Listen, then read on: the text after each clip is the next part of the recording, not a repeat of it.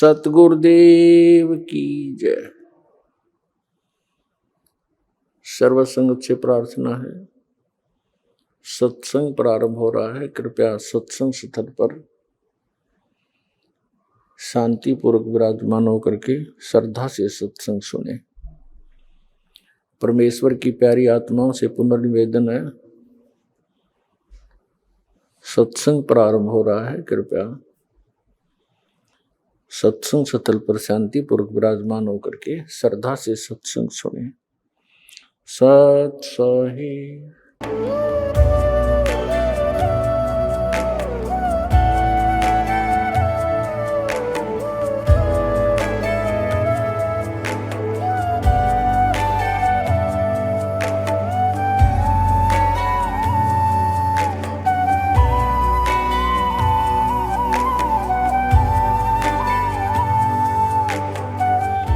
पवित्र श्रीमद् भागवत गीता, पवित्र चारों वेद, पवित्र कुरान शरीफ, पवित्र बाइबल, पवित्र गुरु ग्रंथ साहिब, पवित्र कबीर साहिब की वाणी में छुपे हुए गूढ़ रहस्य अर्थात तत्व को जानने के लिए कृपया अवश्य सुनिए जगत गुरु तत्वदर्शी संत रामपाल जी महाराज के मंगल प्रवचन।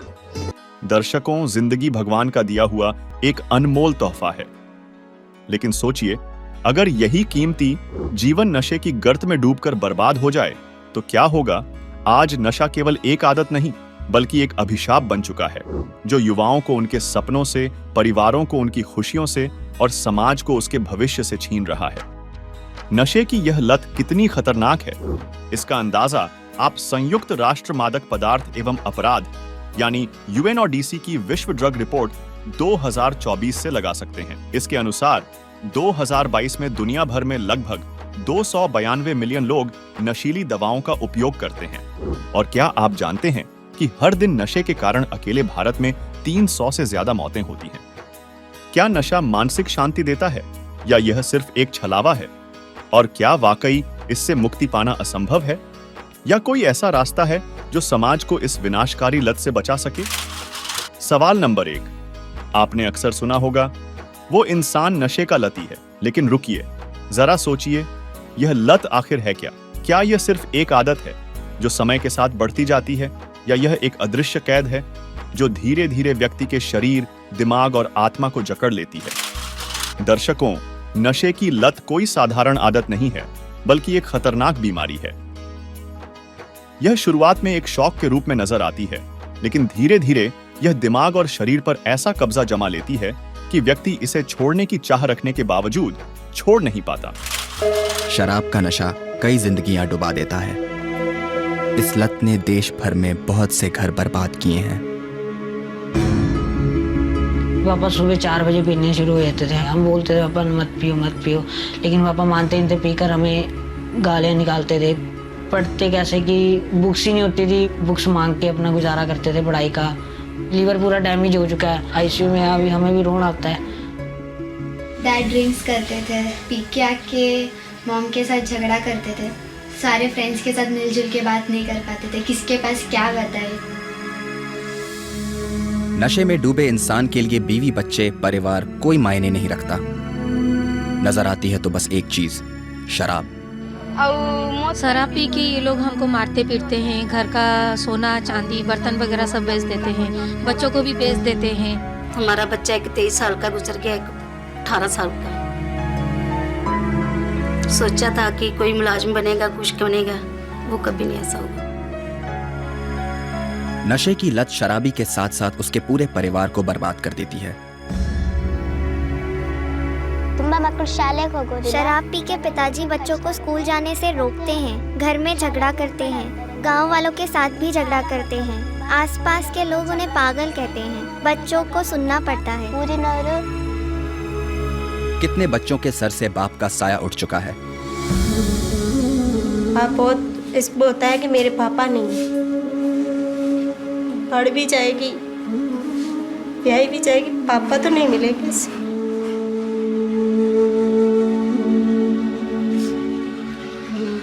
मेरे बच्चे पापा के लिए तरस जाएंगे।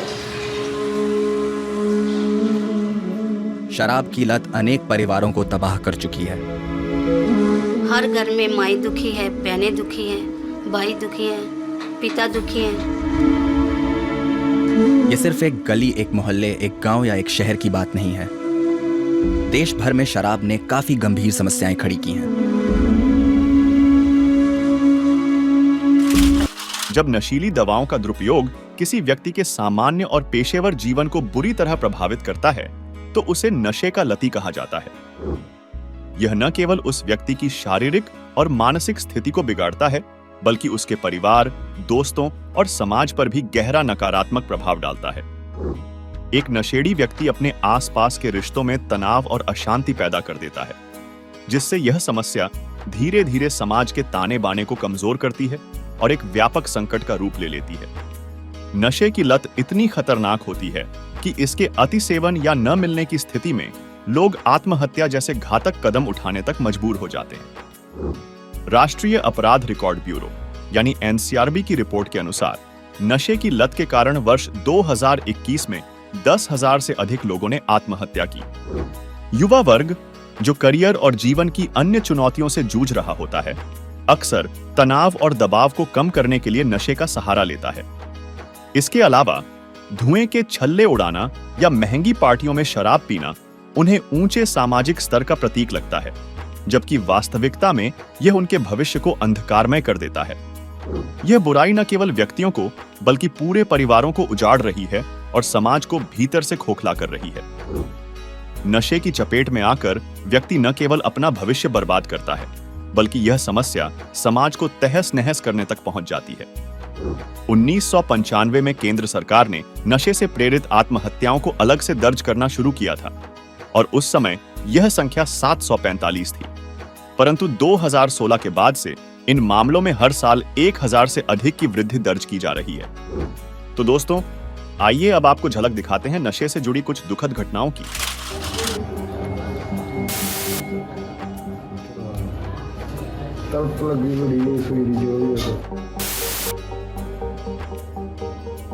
ਕਿਤੇ ਰਾਤ ਅੱਧੀ ਰਾਤ ਜਿੰਨਾ ਚਿਰ ਕੰਮ ਤੋਂ ਨਹੀਂ ਆਉਂਦਾ ਧੱਕੇ ਖਾਂਦੀ ਫਿਰਦੀ ਹਨ ਨਾ ਪੁੱਤਾਂ ਦੇ ਮਗਰ, ਪਰ ਇਹਨਾਂ ਨਹੀਂ ਪੁੱਤ ਸੁਣਦੇ, ਨਹੀਂ ਸੁਣਦੇ। बुजुर्ग सुखविंदर कौर के शब्द उनके 3 बेटों के बारे में है जो अब इस दुनिया में नहीं है। कारण है नशे की ओवरडोज। ਤਿੰਨੇ ਟੀਕੇ ਹੀ ਲਾਉਂਦੇ ਸੀ, ਤਿੰਨੇ ਟੀਕੇ ਹੀ ਲਾਉਂਦੇ ਸੀ, ਤਿੰਨੇ ਟੀਕੇ ਹੀ ਲਾਉਂਦੇ। सुखविंदर कौर लोगों के घरों में काम कर कर अपना गुजारा चलाती है ताकि अपने मृत बेटों के बच्चों का पालन पोषण कर सके। आप तो यह आख्या इन्हों औखी टोकरियां ढो के पाल लिया, ये वड्डे होणगे, सानू सुख देणगे, असीं बैके खावांगे, पर पोते ही आए वक्त बहुत औखे हो गए। असीं हथ डाह के मंगण वाले हो गए, पोते हथ डाह के ही मंगण वाले हो गए। असीं की कर लेना, साडे बच्चे जेड़े वो अड़ को भुखे नहीं जड़े, हथ डाह के मंगांगे। आज साडा को सोचो। मैं इस वक्त अमृतसर ज़िले के गांव बराड़ में मौजूद हूं और ये गांव जो है भारत पाकिस्तान सरहद से करीब 20 किलोमीटर की दूरी पर मौजूद है। इस गांव के बारे में कहा जाता है कि कई नौजवानों की मौत पिछले समय दौरान यहाँ पर हुई है और उसकी वजह जो है, मौत का कारण नशा माना गया है और जिन लोगों की मौत हुई है वो ज़्यादातर गरीब परिवारों से संबंधित है। मुक्तसर साहिब के घुमियारा गांव का ये बुजुर्ग अपने इकलौते बेटे को नशे से दूर रखने के लिए उसे जंजीर से बांधने के लिए मजबूर है। युवक नशे के कैप्सूल खाने का आदी है। तड़के मन भर गया, रोटी नहीं जी नहीं करिया, परमात्मा की कसम है जी, रोटी धक्के मार लगा, रोटी ले पुठी उधर बन्ने उधर रोटी नहीं जीना करी, रोटी ना खावा, मन दुखी होता गया। अभी घरे इलाज करा लेंगे, बन भी लेंगे, लोगों को दसना भी नहीं सी असीं, पर असीं आंदे भी लोग वेखो की होई जांदा, वेखो साडे नाल की होई है, तुसीं गां सोचो अगे। इन्हां कहंदा मैं तुहाडे भजदा नहीं, मैं घरे बैठा किते नहीं जाना, पर असीं तुहारी नहीं मनदे, साडे नाल होई इन्नी बीत की हुण असीं करीए। मैंने 22 साल नशा किया। 11th क्लास में था जब मैंने ड्रग्स शुरू करी। दिन में क्या रात में क्या, मेरे को जैसे मेरी आँख खुलती थी मेरे को नशा चाहिए था। बहुत सारी मल्टीपल ऑर्गन फेलियर हो गया था। मेरी पढ़ाई नहीं हो सकी पूरी। मैंने अपने बच्चों को अपने सामने बड़े होते देखा ही नहीं। कुछ भी बुरे से बुरा काम करवा देते हैं ये चीज। कुछ हद तक मैं जिम्मेदार हूँ अपने माता पिता की मौत का। मेरा पूरा करियर ही तबाह हो गया। इस नशे ने मेरे को कहीं का नहीं छोड़ा। क्या है, मेरे पास कुछ भी नहीं है, कहने को घर है, सिर्फ नाम को है तो नहीं। सुनिए आपने इन लोगों की बातें, न रिश्तों का ख्याल न खुद का। हर किसी ने अपनी जिंदगी अपने ही हाथों तबाह कर ली। किसी ने अपने ही माता पिता पर हाथ उठाया तो किसी ने पूरी जिंदगी नशे की खुमारी में ही बिता दी। इन सब ने जिंदगी की शुरुआत हमारी और आपकी तरह ही की थी, लेकिन जिंदगी के सफर में इन्होंने वो राह चुन ली जिसने इन्हें तबाही की कगार पर खड़ा कर दिया। वो राह थी नशे और बुरी लत की। नशा चाहे शराब का हो, ड्रग्स का, लत चाहे जुए की हो या फिर इंटरनेट की, नतीजा एक ही होता है, बर्बादी, अपनी और अपनों की बर्बादी। सवाल नंबर 2, नशा हर स्तर पर केवल विनाश ही लाता है। फिर भी ऐसा क्यों है कि इंसान इस धीमे जहर के चंगुल में लगातार फंसता जा रहा है? क्या समाज इसकी सच्चाई को समझने में नाकाम रहा है या इसके पीछे कोई और बड़ी वजह छिपी है? नशा शारीरिक, मानसिक, सामाजिक, आर्थिक और आध्यात्मिक हर स्तर पर विनाश लाता है। आज नशा पूरे समाज में गहराई से अपनी जड़ें जमा चुका है। सबसे पहले इंसान अपनी व्यक्तिगत समस्याओं जैसे तनाव, असफलता, अकेलेपन और सामाजिक दबाव से बचने के लिए नशे का सहारा लेता है। यह पल भर की राहत का एहसास तो देता है, लेकिन इसके बाद समस्याओं का एक गहरा चक्र शुरू हो जाता है। इसके अलावा समाज में नशे को लेकर बनी मानसिकता भी इसे बढ़ावा देती है। तंबाकू, शराब और अन्य नशीले पदार्थों को सामाजिक प्रतिष्ठा का प्रतीक समझना या इन्हें महंगी पार्टियों और उच्च वर्गीय जीवन शैली का हिस्सा मान लेना इस समस्या का एक बड़ा कारण है। इसके अतिरिक्त मीडिया और विज्ञापनों के माध्यम से नशे को ग्लैमराइज करना इसे और भी आकर्षक बना देता है, खासकर युवाओं के लिए, जो कि युवाओं सहित पूरी दुनिया के लिए बहुत हानिकारक है। लेकिन असल कारण इससे भी गहरा है। इसे जानने के लिए देखिए यह पूरा वीडियो। तम्बाकू, हुक्का, बीड़ी ये इस बॉडी के लिए हानिकारक है और तकरीबन समाज, किसी भी समाज में देख लो, सब पीने लगे। हुक्का, बीड़ी, तम्बाकू, शराब, मांस खाना, भुक्की पीना। ये क्यों पिलाता? ये पिलाता मन रूप में। ये काल सबके अंदर एक एलिमेंट रूप में रहता है, इसने छोड़ रखा एलिमेंट। जैसे परमात्मा का एलिमेंट तो आत्मा है और काल का एलिमेंट ये मन है, तो इसने सारी को बद्ध करवानी जीवतें। किस लिए? कि जितने ये बकवाद खावेगा पीवेगा उतना ही इसकी बॉडी में उसका अंश लिप्त होगा सूक्ष्म शरीर में। तो उसके बाद फिर वो जौका तो ऊपर जाकर जब उसको भूना जाता है, जिसने घना हुक्का पी रखा है, घनी शराब पी रखी है, वो देर तक वहां भूना जाता है कि उसमें अच्छा माल होता है इस काल का। तो वहां सबको इसलिए डाला जाता है कि जो सारे जीवन में इसने जो खाया पिया, कुछ तो बॉडी शरीर स्थूल शरीर इससे ठीक रहा, शेष उसके अंदर जम जाता है और वो इतने गर्मी के बिना छूटता नहीं। वहां इनको तड़फाया जाता है, हाहाकार मच जाती है, अचेत हो जाते हैं कुछ देर के बाद, और फिर उसका समय निर्धारित है, उसके बाद उनको वहां से उठा दिया जाता है और वो जो गंध है उसका सारा नीचे चला जाता है अलग से उसके पात्र में। और ये प्राणी अपने आकर के फिर धर्मराज के दरबार में आते हैं, फिर अपने कर्मानुसार कोई पशु बनो, पक्षी बनो, मनुष्य बनो या राजा बनो, जाओ, उसका काम पूरा हुआ।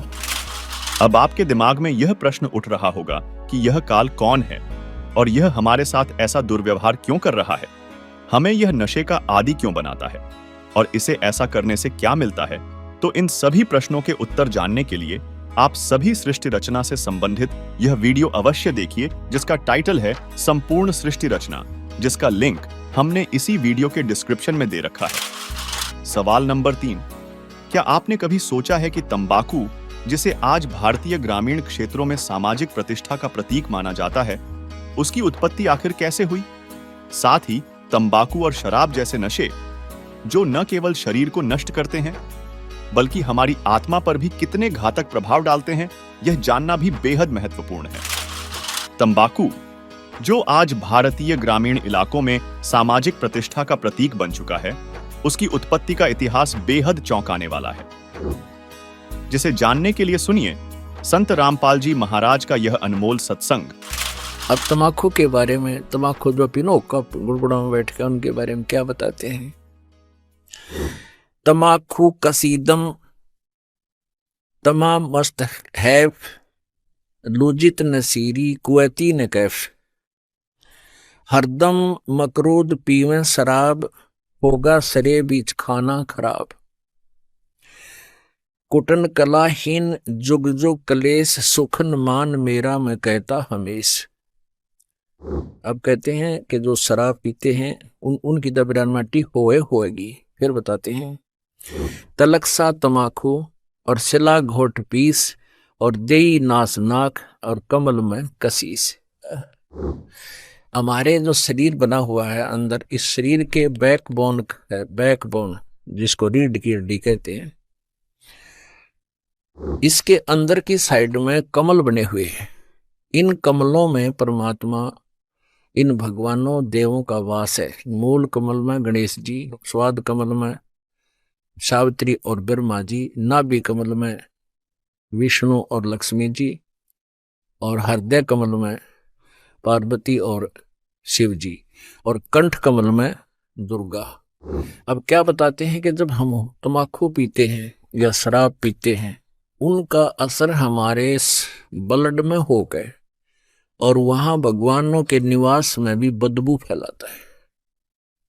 ऐसे ही तम्बाकू, जब हम तम्बाकू पीते हैं सीधा अंदर जाता है, वायु के साथ जहां ऑक्सीजन जाती है वहां कार्बन डाइऑक्साइड, ये बदबू जाती है, और भगवानों के जो स्थान है उनके अंदर से ये वहां पर बदबू उठाते हैं। एक तरफ भक्ति करो हैं, और ऊपर तो फिर हुक्का पीवे, शराब पीवे, मांस खाओ, तो उसमें कैसा अच्छा लगेगा। जैसे आपका कोई रिश्तेदार आ जाए और उसको बढ़िया खाना हलवा पूरी बना कर खूब छका दिया, कमरे में बैठा दिया, और वहां फिर एक अंगीठी बाढ़ दी या कोई आग से लगा दिए, क्वाट दिए बंद कर, वो केरो होगा तुमने। ऐसे ही हम एक तरफ से भक्ति करते हैं और ऊपर से भगवान आके दुमा वो धूनी लगा देते। तो ऐसे हम कर रहे हैं। क्या बताते हैं, तलक सा तमाकू सिला गोट पीस, देई नाक नासा कमल में कसीस। कमलों में जाके इसका असर हुआ। हिंदू तुर्क को जो दीनी तलाक, पीवे तमाकू वो सरे के कजाक। भगवान के द्रोही हैं जो लोग तमाकू प्रयोग करते हैं। कहते हैं अब हिंदुओं को समझाते हैं कि तुम गऊ को माता के तुल्य मानते हो, बिल्कुल ठीक है, क्योंकि कहते हैं जिसका हम दूध पीते हैं उसने माँ कहते हैं। तो गाय का दूध पीते, पहले गाय ही होती थी, भैंस तो देखने भी नहीं थे अपने क्षेत्र में। तो कहते हैं जब गाय का दूध पीते हो तो माँ के समान होगी, बिल्कुल ठीक है। तो तमाकू कैसे बना, कहते खू नाम खून का और तमा नाम गाय। ये फारसी का शब्द है। खू माने खून का, तमा नाम गाय, सौगंध 100 बार इसको ना खाए।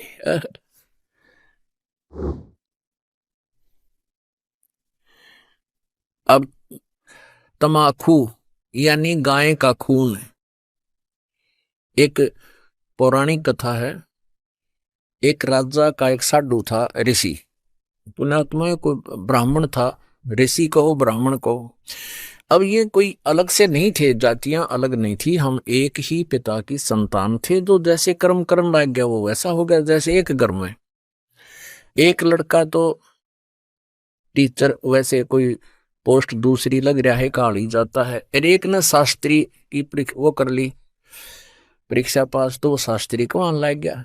घर तो एक है, माता पिता एक है, कुल एक है, जाति एक है, उनको न्यारे न्यारे नामा से पुकारा जाता है। एक न पटवारी के हैं, एक न शास्त्री के हैं। तो ऐसे ही पहले स्टार्ट ऐसा ही था। तो एक राजा का साधु भगत था, ऋषि। एक दिन उस राजा का जो लड़की ब्याह रखी थी उसने अपनी बहन को निमंत्रण भेज दिया कि हमारे घर आओ भोजन पर। ऋषि की पत्नी ने अपने पति से कहा कि मेरी बहन का संदेशा आया है, उनके यहाँ भोजन करने चलना है। ऋषि बोला कि रहने दे भगवान, इन अपने ते ठाड्डा के भीतर ना बढ़िया करते हैं। एक समय एक ऊंट मर गया और एक गिद्दड़ जो है उस ऊंट ने खाता खाता अच्छा थोथा कर लिया अंदर से, और जो बाहर से चाम था वो सूख गया, और गिद्दड़ जो घना गहरा अंदर चला गया वो बंद हो गया पाछे, तो चाम कति सूख के खड़ंग हो रहा था, वो पड़ गया कि तो घना खुद गया, और गादड़ भीतर रुक गया ना लकड़ा मार चुकल की रोए। एक हफ्ते पाछे वर्षा होगी, वर्षा होने तक वो नरम हो गया चाम, वो गादड़ फिर मार के शर निकला नु कसूती स्पीड पे पकड़ रहा।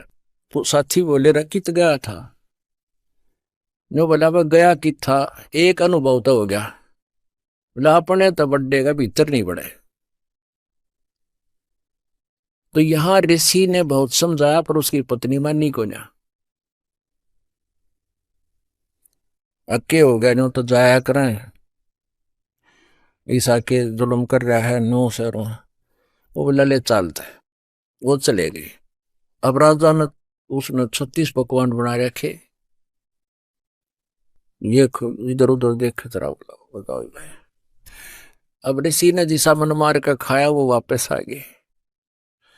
अब उसकी पत्नी बोली कि हमने बुलाना चाहिए, ये नो नत्ते गल्ला है। अब हफ्ते 10 दिन महीने पीछे ऋषि की पत्नी बोली हमने बुलाना चाहिए। उसका पति बोला तो ठीक है ले करता हूं व्यवस्था।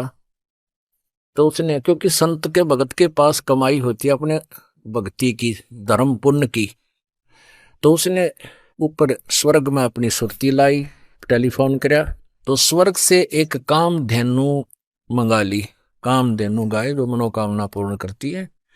ऊपर से एक टेंट आ गया बढ़िया, स्वर्ग से अलग एक टेंट लगा दिया, और ऋषि आसपास के ऋषि बुला लिए, भाई आज जो हमारे राजा होगा उनका न्योता है, हमारा साधु है, सेवा करवा दिया।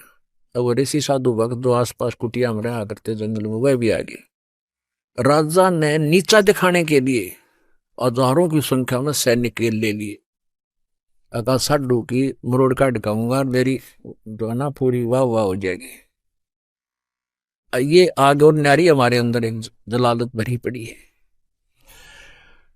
तो राजा ने सैकड़ों हजारों सैनिक ले लिए और आप भी चल पड़ा। अब ऋषि ने वहां जैसी व्यवस्था थी अपना घास फूस बिछा कर वहां टेंट टांट लगवा दिए, बिस्तर बिछवा दिए, क्योंकि संतों के पास एक ऐसा धन होता है वो अपनी सिद्धि से बहुत कुछ व्यवस्था कर सकते हैं। अब सारे टेंट लगा रखे, टेंट फूस बिछा के ऊपर तो वो अच्छे बढ़िया वस्त्र बिछा रखे। तो भोजन शुरू हो गया। अब उसमें क्या था कि वहां जाकर के एक प्रार्थना करते थे कि इतने व्यक्तियों का भोजन तैयार हो, कामधेनु माता उतना तैयार हो गया, वो जावे और प्लेट ठाठा के सप्लाई करने लगे, सब छका दिए बढ़िया भोजन। राजा ने सोचा भाई वो भिखारी आदमी घास फूस खानिया और इतने बढ़िया भोजन ये लाया कहां से, हर प्रकार के जैसे राजा ने पकवान बनाए थे उसी टाइप के आइटम, पर उनसे भी स्वादिष्ट। जब सब खाना वाना खा लिया, राजा ने पूछा भाई कहां से लाए ये भोजन, कहां से बनवाया आपने? उसने कहा राजन मैंने स्वर्ग से अपनी कमाई मत है अपने पुण्य डिपॉजिट करवा के वहां से मंगाई है। एक कामधेनु है, इस कामधेनु गाय में इतनी वो है कि कितना ही भोजन करने लगे पूरी सेना भी जमाई जा सकती है। मेरे पास कई लाख सेना, बोला जी सारी सेना पूरी पृथ्वी ने भी जमा ले, चाहे इस खाना खिला दे। राजा बोला सैनिकों इस गाय को छीन लो, साडू की यारी इतनी हो है, सैनिकों इस गाय को छीन लो और चलो। ये कंगाल के करेगा अपने काम आवेगी, राजा के घर पे जरूरत है इसकी। तब ऋषि ने कहा कि हे माता, आप स्वर्ग चली जाइए, मेरी काबू से बाहर बात होगी। तो ऐसे ही वो गऊ जो है ना कामधेनु उस टेंट को चीरती हुई आकाश में उड़कर चल पड़ी। राजा ने तीर मारा, वह खुरमर लग गया और खुरमे से रक्त गिरता हुआ, जहां जहां भी रक्त गिरा उस गाय का, वहां पर यह बीमारी पैदा होगी, तमाकू। अब क्या बताते हैं कि तुम एक तरफ तो हिंदू को आओ और फिर गाय के खून न पियो, तमाकू बना के हुक्का में डाल के बीड़ी सिगरेट फीके। या तो तुमने ज्ञान नहीं या स्वाद पड़ गया। ज्ञान नहीं था तो अब समझ लीजिए, और ये इसे अड़ंगे का स्वाद अच्छा नहीं होता जो शरीर में नुकसान सारे खराब करे। तो क्या बताते हैं, खून नाम खून का, तमा नाम गाय, सौगंध 100 बार इसको ना खाए। कहते हैं 100 बार सौगंध, इसकी 100 बार प्रतिज्ञा करो, इसको खाना नहीं। गधे समान कौआ कर्म के कुलीन, पीवे तमाकू सो जम के आधीन। पेतबाई खांसी निवासी निवास, कफ दल कले जाली ना गिरा से। ओहो, कहते हैं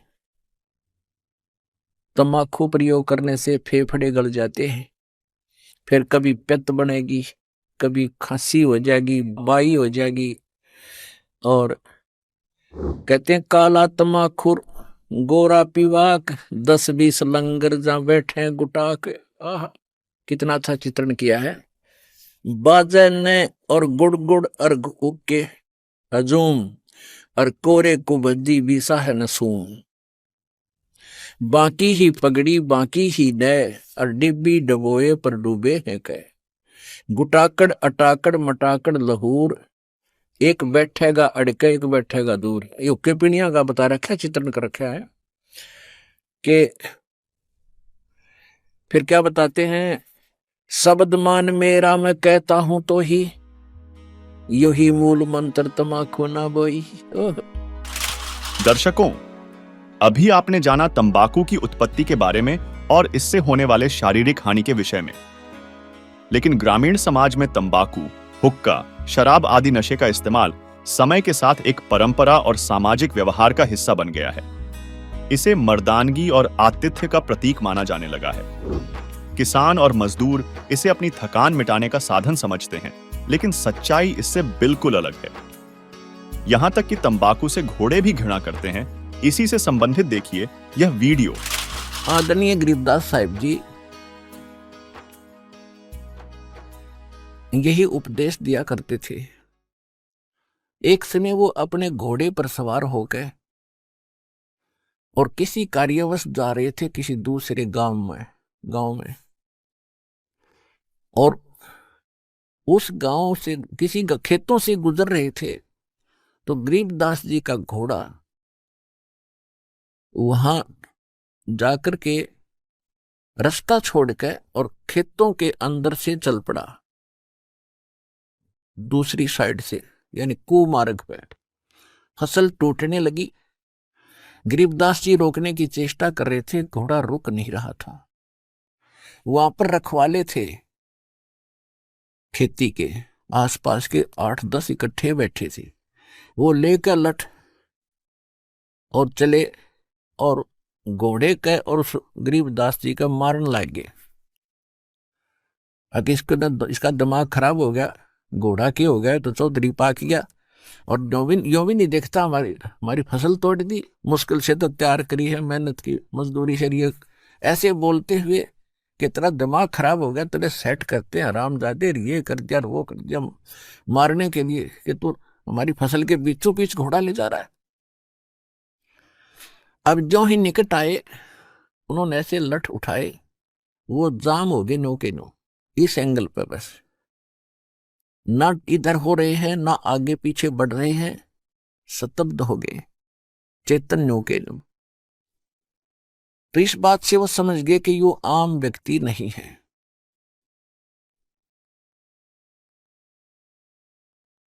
तो गरीबदास जी कहने लगे, भाई क्यों मारना आए थे मुझे तुम? वो कहने लगे, जी पहले हमने कुछ नॉर्मल करो तो बोलेंगे, हमारी तो सांस भी ना आती हमें। ने बोला लेकर दिए नॉर्मल। अब फिर उनका कहा ब्यों था उनको धमकाने और खुरकाने का, हाथ जोड़ के लठ घेर के खड़े हो गए। अज्ञो तो भाई कोई बला है, भाई क्यों मार रहे थे मुझे? कि इसलिए मार रहे थे जी, आप रास्ता छोड़ के घोड़े आपका इधर आ गया था, भाई पशु है, ये मेरे बस से बाहर था। आपको पता मैं कितना कोशिश कर रहा था, जानबूझ के लाया हूं, तो भी तुम ऐसा करते अच्छे लगते। राह चलते आदमी को तो वैसे फिर भी नहीं करना चाहिए। अरे भले आदमी, तुम्हारा शिष्टाचार भी खत्म हो गया। मैं कोई जानबूझ कर नहीं ले जा रहा था, घोड़ा पशु है, काबू से बाहर हो गया। तो वो कहने लगे, जी घोड़ा आपके काबू से बाहर नहीं हो सकता, आप तो कोई परम शक्ति है। परमात्मा बोले, न्यू पूछो मेरा घोड़ा क्यों इधर हुआ, पर न्यू पूछ लो तुम। अब ये बताओ कि तुमने जिस खेत के बीचों बीच रास्ता जा रहा था, उस एकड़ जमीन में इस फसल से पहले क्या बीज रखा था? वो बोले, जी तमाकू वो रखा था, तमाकू। तो मेरा घोड़ा उस तमाकू की बदबू से बेदक गया, और तुम मनुष्य होकर उसने नाकों में सूड़ो। धिक्कार है तुम्हारे जीवन को। तुमसे तो ये पशु अच्छा, तो उससे इतनी नफरत करता है, और तुम ये तोप धरे बैठे उकटे। बंद करो इनको। ये वो तो सारे डर गए, जो कहोगे वे कर देंगे जी, कि आगे से तमाकू नहीं बोओगे। यही इसका मूल मंत्र है, इस बुराई को खत्म करने का। अब जब तो नहा भर ली, वही बाबा जी है, कोई तगड़ी शक्ति युक्त व्यक्ति है, ठीक है जी, जैसे आप कहोगे वैसे ही कर लेंगे। और जब वो न सोची रख गया, तो वो चले गए। वो तो चलेगा पर लोग का, आप अपने हुक्टों के पास गए, वो सारे टूटे पाए। वो हुक्के कई कई टूक हो रहे उनके टुकड़े। तो उन्होंने गांव में आके बताई। गांव वाले बोले, भाई क्या हुआ, कि ऐसे ऐसे कहानी बनी। एक महापुरुष थे, उन्होंने ये कहा, आज के बाद हुक्का ना, तम्बाकू प्रयोग ना करिए इस गांव में, ये नुकसान बहुत हो जाएगा। तो गांव वालों ने सोचा, भाई ये तन्ने कहीं जाकर, उनकी बात सुनने के बाद भी उनका ना यकीन हुआ, तो सब गांव के हुक्के टूट गए अपने आप। फिर भी किसी ने लाने की कोशिश की तो उनको हानि होने लगी। उसके बाद उस गांव में हुक्का बंद हो गया। यहाँ जींद के पास एक गांव है, मेरा नाम याद कोई नहीं, भूल गया उसका। उस गांव में आज कोई खेड़ी खेड़ी गांव है जींद के पास, उसमें आज तक भी हुक्का प्रयोग नहीं करते। तो कहने का भाव यह, पुण्यात्माओं, उन महापुरुषों ने हमें यह शिक्षा दी है, और ये उनके ऊपर रहम किया, उस पाप से मुक्त कर गए, वो उनकी पीढ़ी भी बचा दी इस पाप से। बाकी मोक्ष तो बहुत दूर की बात है, इतना पाप भी हल्का ही हुआ, एक तम्बाकू पीने से ऐसा जलो। और आप बताने कितने कितने हुक्के और सिगरेट पीते थे, बीड़ी पीते थे, तो कितने पाप इकट्ठे आपने कर रखे हैं। जैसे, और दूसरा फिर ये बताया इसमें, इसको इतना हानिकारक क्यों बताया है अध्यात्म मार्ग में। जैसे परमात्मा को पाने के लिए हमारी सुषुम्ना नाड़ी खुलनी चाहिए, ये इला है और ये पिंगला। राइट को इड़ा कहते हैं, लेफ्ट को पिंगला, यानी श्वास दो चलती है। और ये आगे जाकर के इनके बीच में एक तीसरा एक सुराख है, बिल्कुल सुई की नोक टिके ऐसा होता है वो तीसरा, उसको सुषुम्ना नाड़ी कहते हैं, सुषुम्न द्वार है वो। और जब हम हुक्का पीते हैं, सिगरेट तम्बाकू प्रयोग करते हैं, तो वो सबसे पहले उस रास्ते को बंद करता है जिससे हमें भगवान पाना है। तो सबसे बड़ा हानिकारक इस मनुष्य जीवन के लिए, मनुष्य मानव जीवन के लिए, इस तम्बाकू को इसलिए भी एक सबसे दुश्मन बताया है, सबसे भयंकर शत्रु बताया है। इसका तो आस पास भी कोई पी रहा है, उसके पास भी नहीं बैठना चाहिए, ऐसा बताया।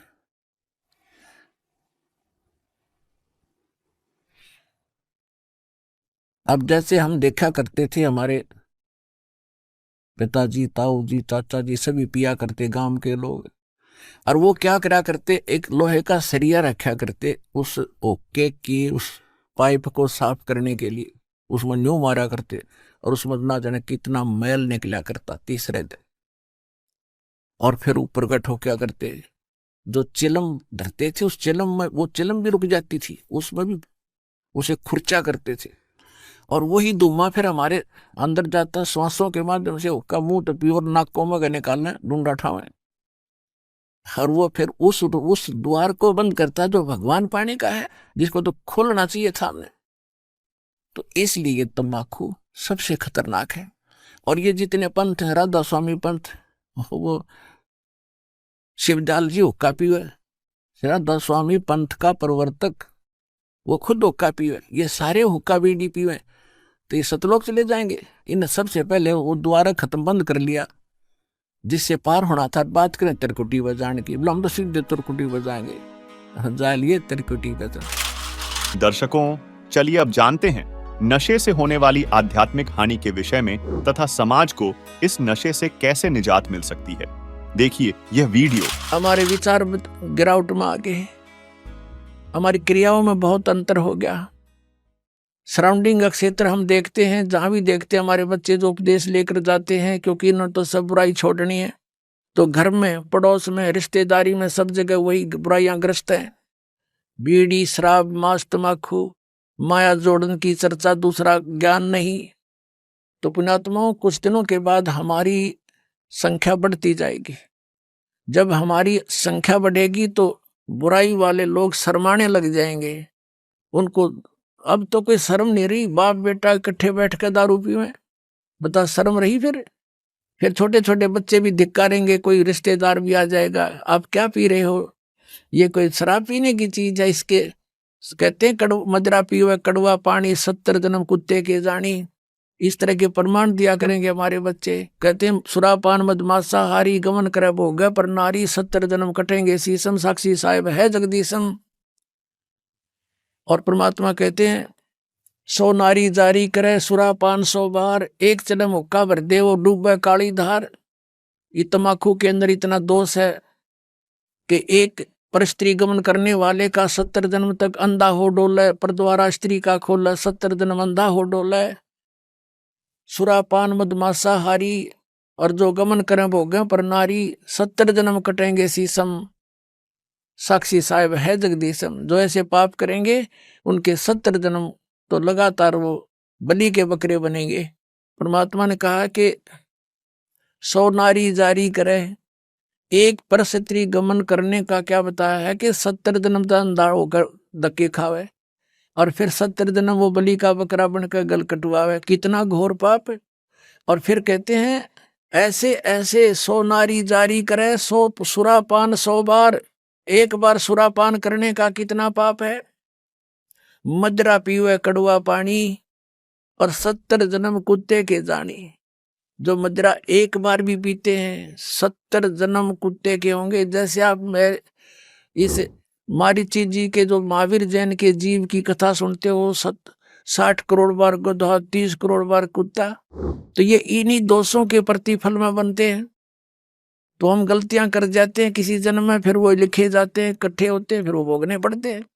तो क्या बताया है, मदरा पीवे कड़वा पानी, शराब पीता है जो 70 जन्म कुत्ते के जानी। आज तक टिट्टी पाक रहा, गुट्टी ला के होटलों में बैठ के मौज मार रहा, फिर कुत्ता बन के गंदी नाली के जल को पिया करेगा। ले अब तेरी मदरा ये बन गई, मदरा पीवे कड़वा पानी, 70 जन्म कुत्ते के जानी। और फिर क्या बताते हैं, पर द्वारा स्त्री का खोले 70 जन्म अंधा हो डोले। फिर क्या बताते हैं, 100 नारी जारी करे, जो 100 नारी बर नारी भोगेगा उसको कितना घोर पाप होगा। और सुरापान 100 बार, एक बार सुरापान यानी शराब पीने का कितना दोष है, अभी आपको बता दिया। ऐसा 100 बार कर ले और एक जन्म हुक्का भर दे, पीने वाले का तो गर्क बीड़ा है ही, एक हुक्का भर के देने वाले को इतना पाप लगेगा। क्योंकि कोई दोष में सहयोग देता है, कोई हत्या करने जाता है, उसकी मदद कर रहा है, उसको उठा के उसको हथियार दे रहा है कि ले कर ले काम, तो दोनों दोषी हैं वो। तो यहाँ क्या बताया कि 100 नारी जारी करे सुरापान 100 बार, एक चल मुक्का भर दे और डूबे काली धार। जैसे आपने गीता जी अध्याय नंबर 7 के श्लोक नंबर 29 में सुना है कि जो व्यक्ति सभी कर्मों से परिचित है, पूरे अध्यात्म ज्ञान से परिचित है और तत्परम से परिचित है, तत्परम यानी परम अक्षर ब्रह्म से, तो वह केवल जरा और मरण से छूटने का ही प्रयत्न करते हैं। वो यहाँ की बकवादों में आश्रित नहीं रहते, यहाँ की किसी वस्तु की डिमांड नहीं करते। जो उस भक्ति के अनुकूल साधना वही करते हैं और उसमें बाधक वस्तु को ग्रहण नहीं करते। तो ये हमारे बच्चे इन पूरे अध्यात्म ज्ञान से और इस सभी पूरे कर्मों से परिचित हो जाएंगे, तो फिर वो आम व्यक्ति को जो भी उनके संपर्क में आवेगा उनके गुणों से परिचित कराएंगे कि ये मत करो आप, ये पाप लगता है। अब छोटे छोटे बच्चे भी, कोई रिश्तेदार आता है, वो बीड़ी माचिस के लिए बीड़ी वगैरह मंगवाता है, वो मना कर देते हैं, आपकी और सब सेवा कर देंगे पर ये नहीं करेंगे क्योंकि इसमें हमें दोष लगेगा, और आप हमारे घर पर भी इसको पीने की कृपा ना करना, हमारी हानि हो जाएगी। तो वो अपने आप शर्मिंदे होंगे।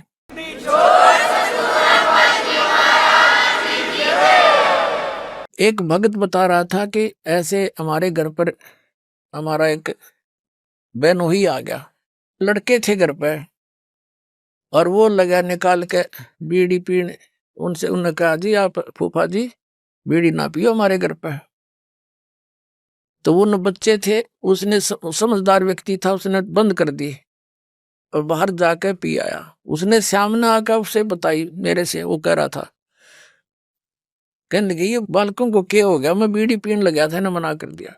तो उन्होंने कहा ये हमने उपदेश ले रखा है ऐसे ऐसे, हम ना ये पीमर ना पीने दें, ना हम आपकी मदद करेंगे और आपकी सारी सेवा करेंगे हम, लेकिन ये अब हम नहीं आपको सहयोग भी नहीं देंगे। तो रिश्तेदार उसी का नाम होता है जो अनुकूल हो जाए, ना तो दुश्मन है वो आपका। तो उन्होंने बोला जी कोई बात ना, अगर आपकी ये बात है तो मैं आज के बाद आपके घर में बीड़ी ना लाऊं और ना पीऊं। तो वो दूसरा भाई था, वो नाम नहीं ले रहा, वहां अपना जाकर जो उसने पीना खाना था कराया, बाकी आके सो गया, हमारे पास रोटी खा ली, कोई बात नहीं। फिर वो गया हुआ था किसी कारण से कहीं पर, वो ही कहीं दूसरी रिश्तेदारी में, वो कह रहे थे कि हम ऐसे ऐसे वहां जाएंगे, तू भी चलेगा के? तो वो खुद कह रहा था हमारा बहनोई कि वहां जाओ तो भाई अपना बीड़ी माचिस बार धर दियो, यानी खुशी के, उसने कोई उलाहना नहीं दिया बल्कि उनको आगाह किया कि वहां लेके मत जाना, उड़ा नहीं बढ़न देंगे तुमने बीड़ी माचिस समेत। तो वो रिश्तेदार भी अच्छे थे, ने बोला बहुत अच्छी बात है, हम ठीक है, उनके नियम को क्यों भंग करेंगे। तो धीरे धीरे उस रिश्तेदार ने भी उपदेश ले लिया, जब देखा कि बालक भी इतना ज्ञान रखते हैं, बुराई से दूर रहना चाहते हैं और हम बुराई कर रहे हैं तो हमारे बालक भी ग्रहण करेंगे। तो उस बुद्धिमान व्यक्ति ने भी उपदेश ले लिया, अपने बच्चों को इस मार्ग पर लगा दिया। तो ऐसे ये बुराई अब कम होगी। और पहले हम क्या करते थे, जब हम छोटे छोटे थे, हमारी बहनों के बटेऊ आते थे बहनोई, तो हमारी स्पेशल सेवा लगाई जाती थी कि इनकी चलम ठंडी नहीं होनी चाहिए, ना तो बेइज्जती हो जाएगी, यानी इनका हुक्का इतना प्यारा है, ये कंध्याड़ बैठे रहियो स्पेशल। बताओ, एक तो उनको दूना नरक में ठोक्या करते, अरे हम उनने कहेंगे हाथ जोड़ के ना जी, ना पीवा ना पीने दें, तो उनको भी विवश होना पड़ेगा सोचने से बुराई को छोड़ने के लिए। तम्बाकू शराब ये कोई खाने पीने की वस्तु है, बकवास लपेट ली चौगर देकर। दर्शकों, तंबाकू, शराब आदि नशा शरीर को नष्ट करने वाला धीमा जहर है, जो केवल कैंसर और हृदय रोगों तक सीमित नहीं है, बल्कि आत्मा को भी दूषित करता है, जिसे त्यागना अति आवश्यक है। सवाल नंबर 4, नशा एक ऐसा जाल है जो इंसान को चोर, भिखारी और अपराधी तक बना देता है। लेकिन क्या आपने कभी सोचा है कि सरकारों और समाज की तमाम कोशिशों के बावजूद नशे का यह दुष्चक्र क्यों नहीं टूट पा रहा है? और सबसे बड़ा सवाल, क्या वाकई इस अंधकार से बाहर निकलने का कोई रास्ता है? दर्शकों, यह सवाल हमें नशे की समस्या की जड़ तक ले जाता है। नशा केवल एक आदत नहीं है, यह एक गहराई से फैला हुआ जाल है जो इंसान को शारीरिक, मानसिक और आर्थिक रूप से गुलाम बना देता है। सरकारें नशे के खिलाफ सख्त कानून बनाती हैं, जागरूकता अभियान चलाती हैं और पुनर्वास केंद्रों की स्थापना करती हैं। समाज इसे बुरा कहकर भी दुत्कारता है, परंतु फिर भी नशे का यह दुष्चक्र नहीं टूटता, क्योंकि इसका एकमात्र समाधान पूर्ण संत सतगुरु रामपाल जी महाराज जी के पास ही है। तो आइए इसी से जुड़ी देखते हैं यह वीडियो जो नशे की वर्तमान स्थिति को बयां करती है तथा फिर वह पूरा परिवार इस नशे रूपी जंजाल से कैसे निकल पाता है। देखिए।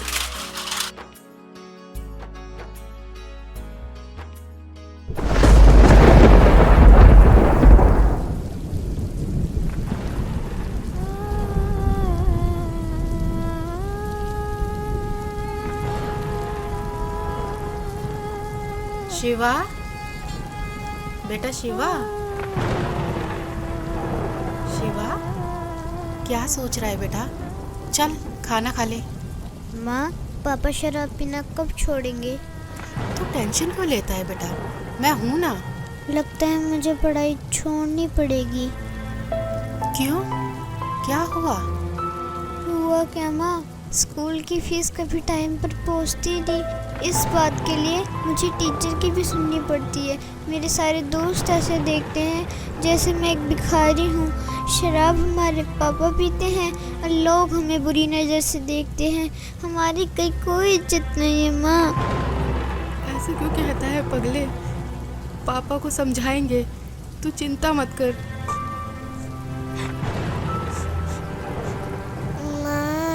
आज मैम ने बोला है 2 दिन के अंदर अगर मेरी फीस जमा नहीं हुई ना तो मैम ना क्लास में बैठने देंगी और ना एग्ज़ाम में।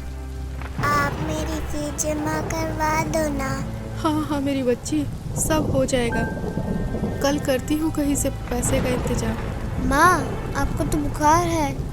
अरे कुछ नहीं, वो खाना बनाया था ना तो आग की तपन से शरीर गर्म हो गया है। आओ खाना खा लो।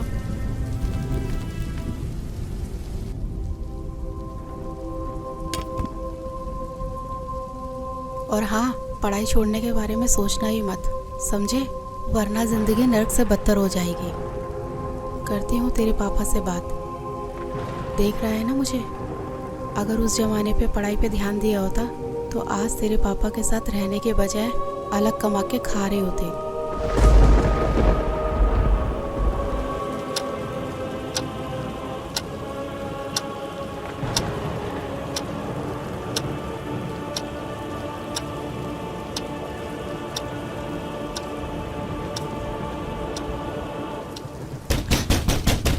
साले, दरवाजा खोल।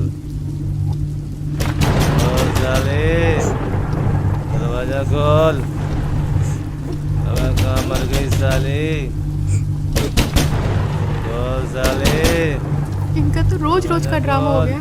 आज तो दरवाजा खोलूंगी ही नहीं। खोल नहीं तो तोड़ दूंगा इसको। खोल साले, दरवाजा खोल। अबे तोड़ दूंगा इसको साले, दरवाजा खोल। और कहाँ मर गई साले?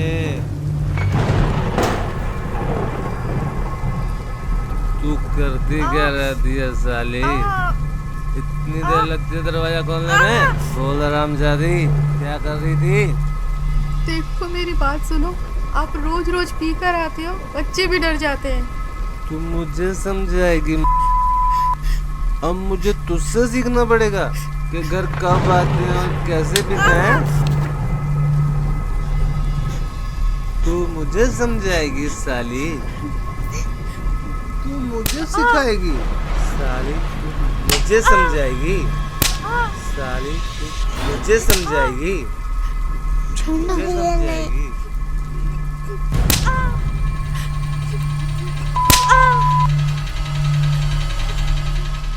मुझे समझाएगी?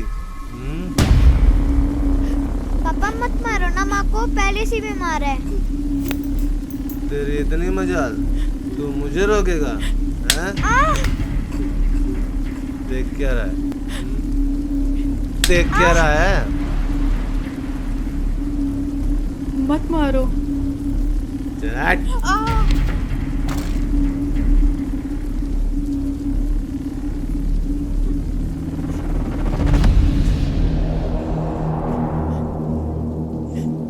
मुझे मारेगा साले।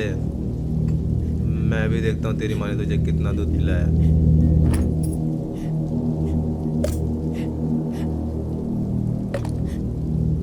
आजा मार, मार साले, मार।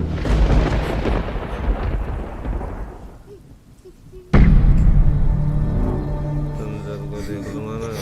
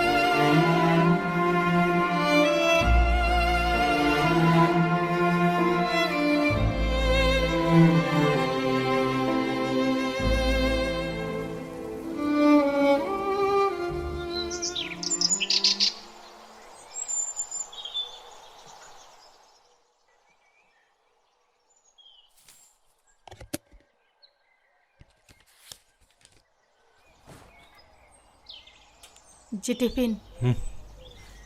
सुनो,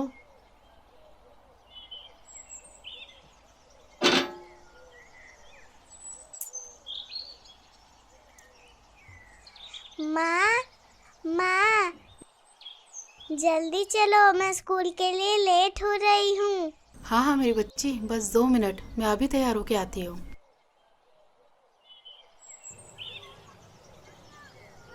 शिवा बेटा, तू आराम कर, मैं राधिका को स्कूल छोड़ के आती हूँ। ठीक है माँ।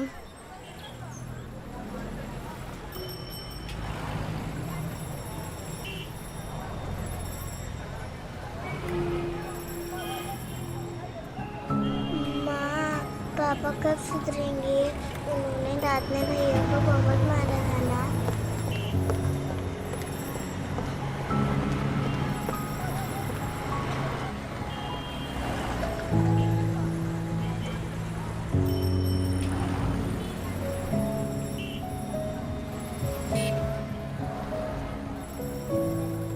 हे भगवान, कब तक इन बच्चों को दिलासा दूं?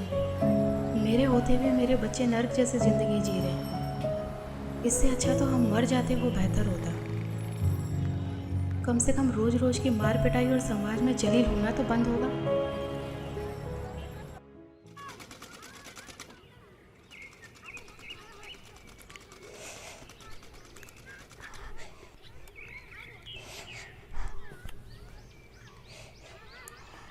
अरे मैं बोल रही थी ना कि मैं लगा देती हूँ।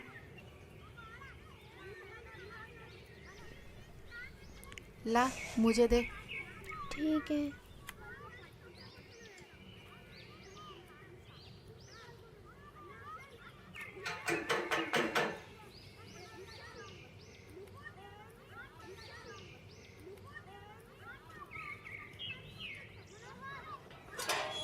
अरे नीलम दीदी, आइए आइए। और पुष्पा बहन, ठीक हो आप? बस दीदी, कट ही रही है। अच्छा, सूट सिल दिया मेरा? बस दीदी, वो आप ही का सूट सिल रही थी।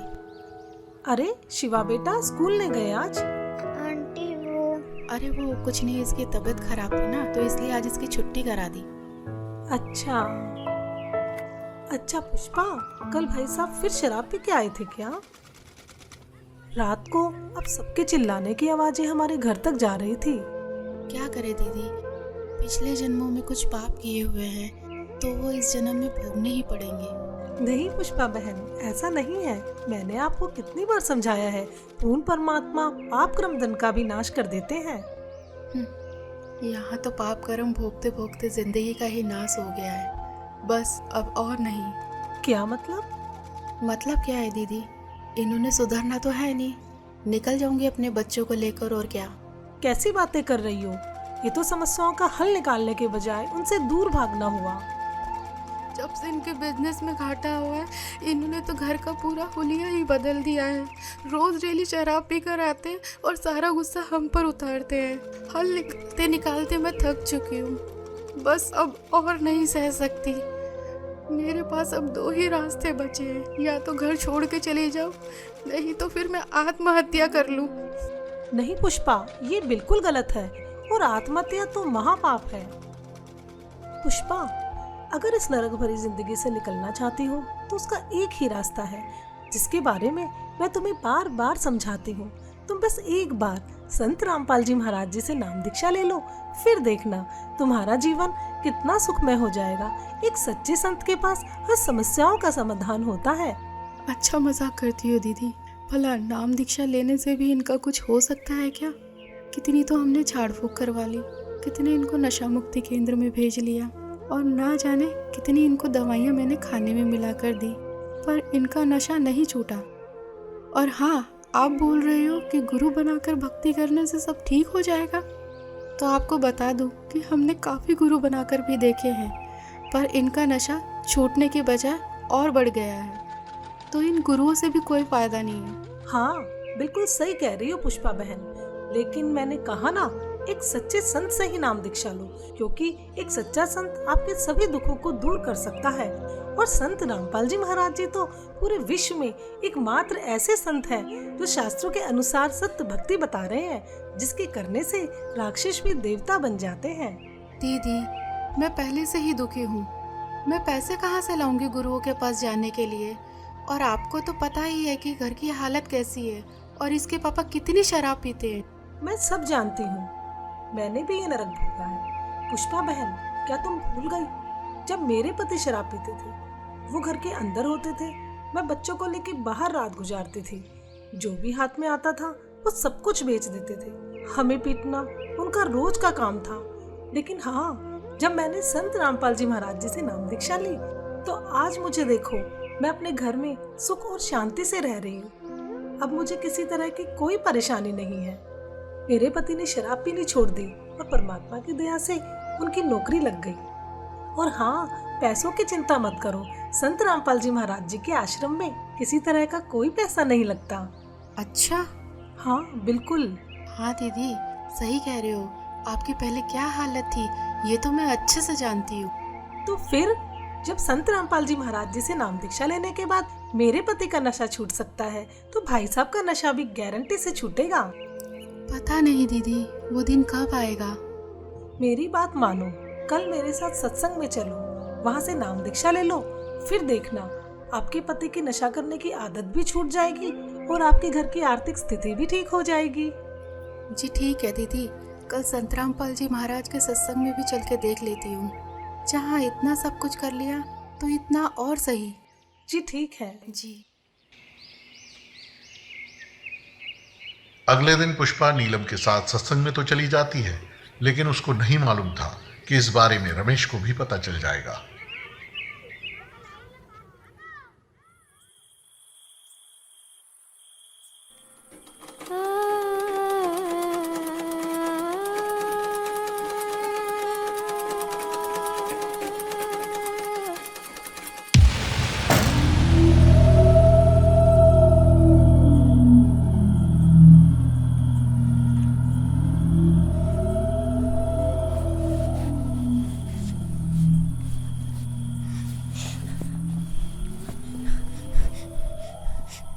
क्यों री, बहुत शौक चढ़ाते हो सत्संग में जाने का? मुझसे पूछे बगैर तेरी हिम्मत कैसे हुई घर से बाहर जाने की? हैं? कोई और जगह नहीं मिली पूरी दुनिया में? सत्संग में जाती है साली, सत्संग के बहाने कहाँ जाती है? आप जैसा शराबी कबाबी कभी नहीं समझ सकता सत्संग की कीमत को। दूर रहो मुझसे। अपना जीवन तो बर्बाद कर रखा है और हम भक्ति करें ये भी नहीं देखा जाता आप। मुझे पता है क्या होता है तेरे सत्संग में। बकवास करने जाती है तू वहाँ। बस यही दिन देखने को रह गए थे, नाक कटा के रख दी तूने मेरी। और खबरदार, आज के बाद सत्संग का नाम भी लिया तो यहाँ चल गाना लगा।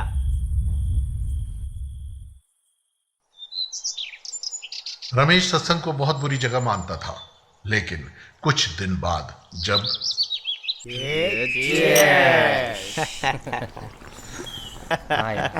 छोड़ क्या क्या। अबे कौन है साला? अरे दिनेश। अरे पूछ आ जाएगा क्यों नहीं? अरे दिनेश। हाँ सुमित। अरे क्या हाल है मेरे भाई? आज आए क्यों नहीं यार? अरे कुछ नहीं, वो बता। अरे यार तेरे बगैर तो पार्टी में मजा ही नहीं आता यार। हाँ ठीक है, ये बता रमेश है वहाँ? कौन? रमेश? हाँ है ना, ये ले बता। हाँ दिनेश भाई कैसा है मेरे यार? बढ़िया भाई। आ जाया नहीं तू यार? अरे दारू के पैसे हम दे देते भाई। अरे वो सब छोड़, तू ये बता कि तुझे पता है कि भाभी कहाँ जा रही है? क्या मतलब? मैंने अभी मिश्रा की वाइफ के साथ सत्संग में जाते हुए देखा है। इसकी और हाँ, तो आज तो तेरे दोनों बच्चे भी साथ हैं। इसकी तो अरे क्या हुआ भाई? यार क्या हुआ? अरे कुछ नहीं यार, तुम्हारी भाभी आज फिर सत्संग में जा रही है। अरे समझा ले उसे, बिगड़ जाएगी वो।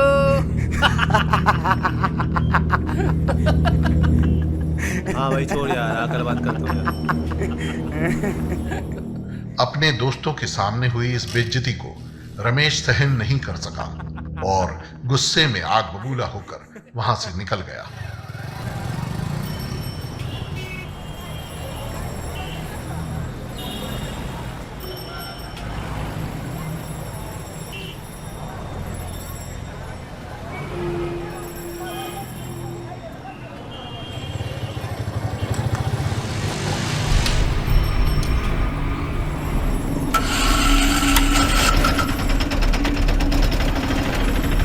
चल साली आज तेरा सत्संग ही देखता हूँ।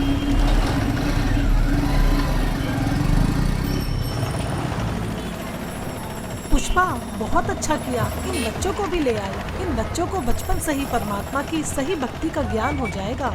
हाँ आज छुट्टी थी ना इनकी, और इनके पापा भी सुबह सुबह कहीं अपने दोस्तों के साथ निकल गए, तो सोचा इन बच्चों को भी साथ ले चलो। बहुत अच्छा किया।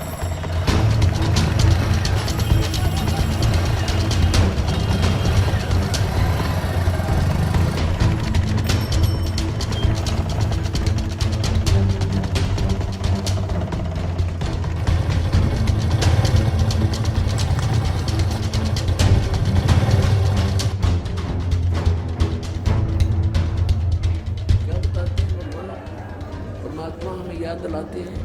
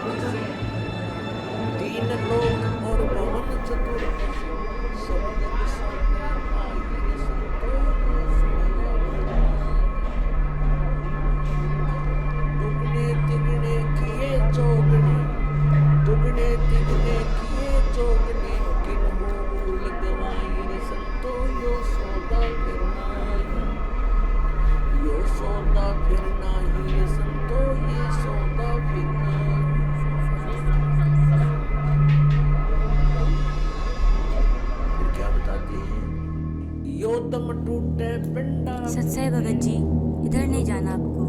क्यों? क्योंकि ये बहनों का पंडाल है, आप उधर बैठ के भाइयों वाले पंडाल में सत्संग सुन लीजिए। उस दरगाह में मार पड़ेगी, उस दरगाह में मार। आश्रम में सभी को सत्संग सुनते हुए देखकर रमेश भी उन्हीं के बीच शांति से बैठ जाता है। मदरा पीवे कड़वा पानी, 17 जन्म समान के जानी। ओए, एक बार शराब पीता है तो 17 जन्म कंटिन्यू कुत्ते की योनि में जाओगा वो। एक बार। और जिसने बोतल की बोतल खाली कर रखी है उसका तो पता नहीं 1000 जन्म हो गएगा, 2000 जन्म कुत्ते के। और कुत्ते का जन्म तो एक कब तेरा। अब तो अफलातून पी के घुटी ला के शराब की और टिट्टी पाक जाए और पत्नी रोवा खड़ी खड़ी कि ये रोटी खाली ना मरेगा।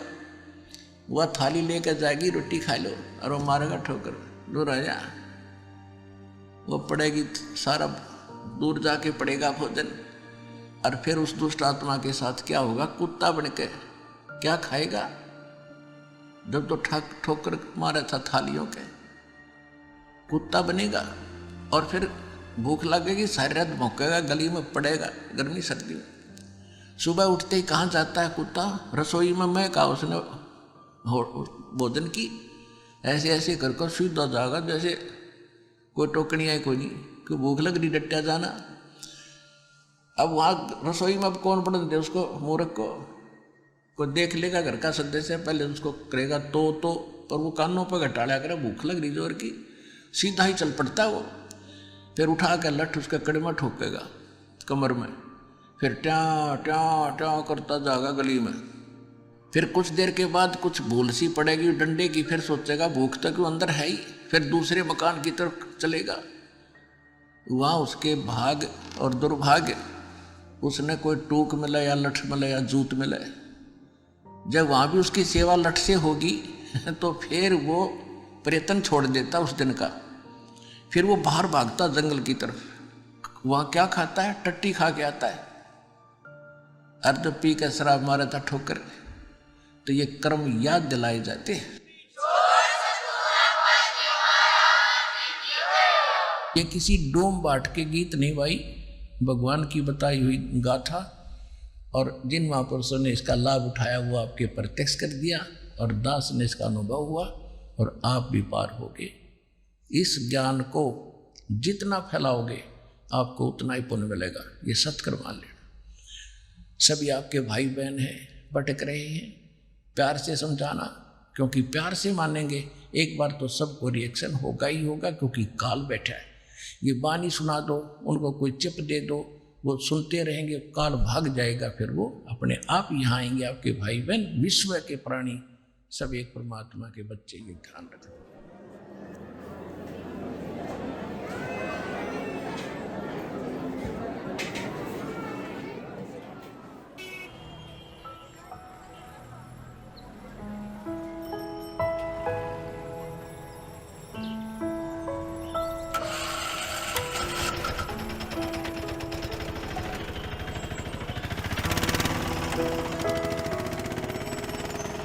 और राधिका बेटा, आपको सत्संग में जाना कैसा लगा? मुझे तो बहुत अच्छा लगा आंटी। और शिवा बेटा, आपको कैसा लगा? आंटी जी, सत्संग में जाना तो मुझे भी अच्छा लगा। अब डर है कि पापा पिटाई ना करे। बस दीदी, अब तो परमात्मा ही दया करेंगे।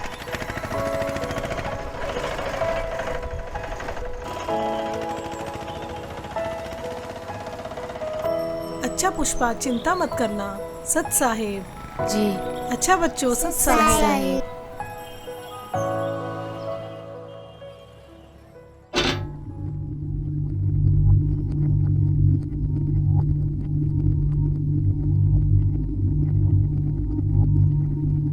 हाँ,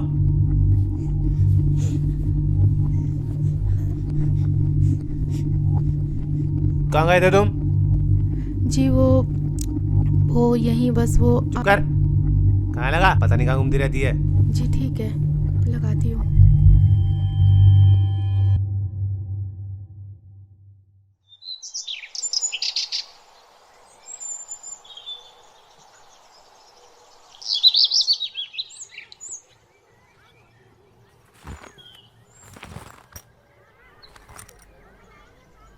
चलता हूँ।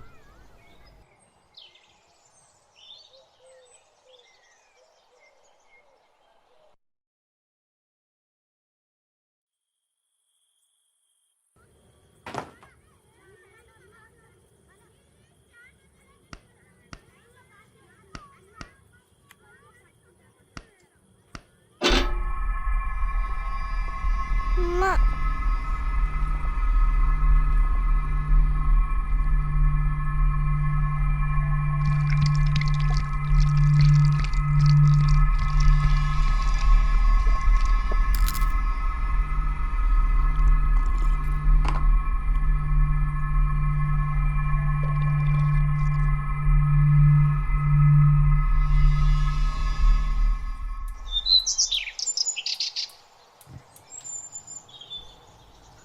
हाँ, टिफिन रेडी हुआ क्या? जी हाँ। क्या देख रही है? जी कुछ नहीं।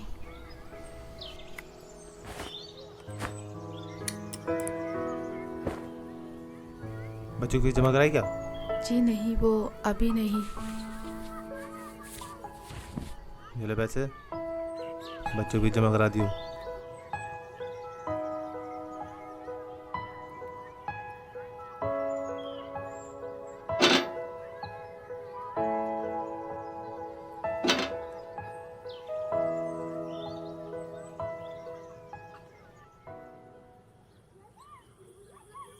कुछ दिन से रमेश शाम को जल्दी घर आने लगता है, जिसे देख पुष्पा असमंजस में पड़ जाती है।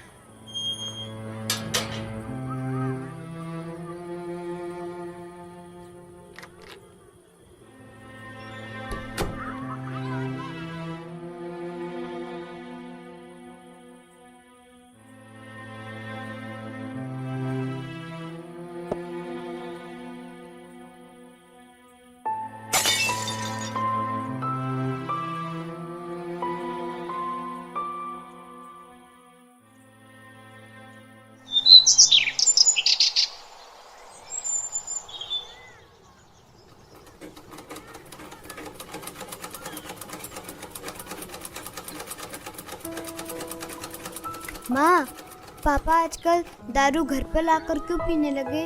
पहले तो बाहर से पीकर आते थे। अरे सही तो है, पहले बाहर से पी के आते थे तो कभी किसी के साथ लड़ाई झगड़ा कराते, कभी किसी के साथ। अब ये तो है कि घर पर ही लाकर पीते हैं और बाहर वालों की भी नहीं सुननी पड़ेगी हमें। हाँ माँ, आजकल उनके स्वभाव में भी बहुत बदलाव आ गया है। लड़ाई झगड़ा और गाली गलौज भी बहुत कम कर दिया है। सही कहा भैया, अब तो मम्मी की पिटाई भी नहीं करते। हाँ, लगता है ये सब गुरुजी का ही चमत्कार है। हे परमात्मा, दया करना।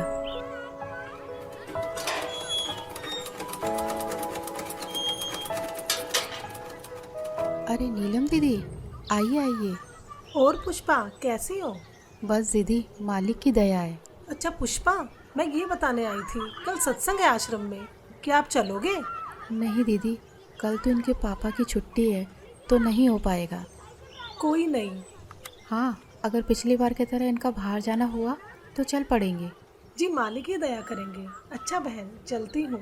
सत साहेब। सत साहेब।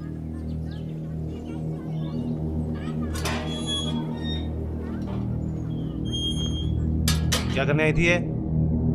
कुछ नहीं जी, वो बस ऐसे ही इनके कपड़े थे तो पूछने आई थी। चल चुप कर, बकवास करती रहती है।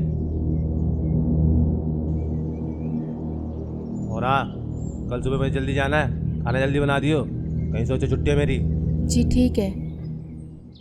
रमेश की इस बात को सुनकर पुष्पा खुश हो जाती है कि ये सुबह जल्दी निकल जाएंगे तो मैं सत्संग में जा पाऊंगी।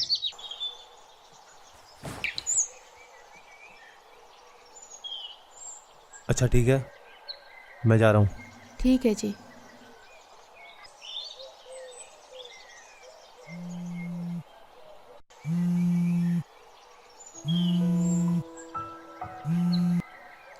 हाँ नीलम दीदी। जी दीदी। हाँ दीदी, मैं 5 मिनट में तैयार होके आती हूँ। जी जी जी। माँ, हमें भी ले चलो ना सत्संग में। हाँ माँ, हाँ बहुत अच्छा लगता है। ठीक है मेरे बच्चों, तुम्हें भी लेके चलती हूँ, चलो। पुष्पा आज भी नीलम के साथ अपने दोनों बच्चों को लेकर सत्संग में पहुंच जाती है, इस बात से बेखबर कि आज यहाँ उसके साथ क्या होने वाला है। कोई आपत्ति आओगी कैसे खड़ा करूंगा।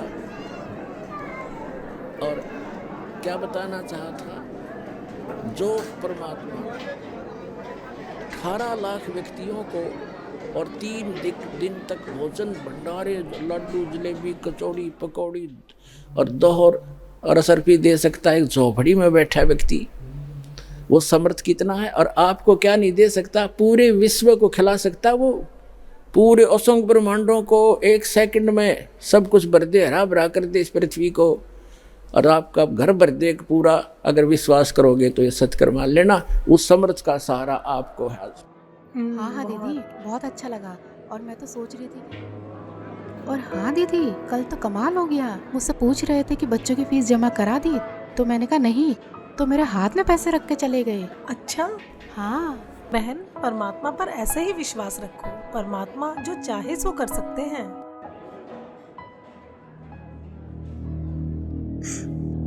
पापा पापा, माँ, हाँ बेटा, पापा। पुष्पा जाओ। नहीं दीदी, मैं नहीं जा रही। जाओ जाओ। ठीक है, जाते हैं।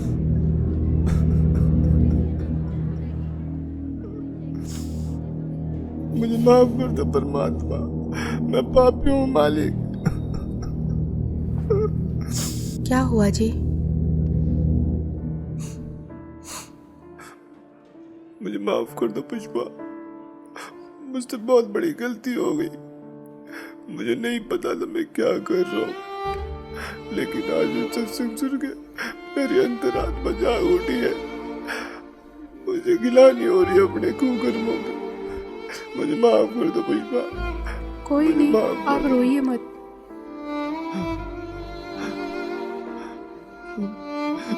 शिवा बेटा, मुझे माफ कर दे बेटा।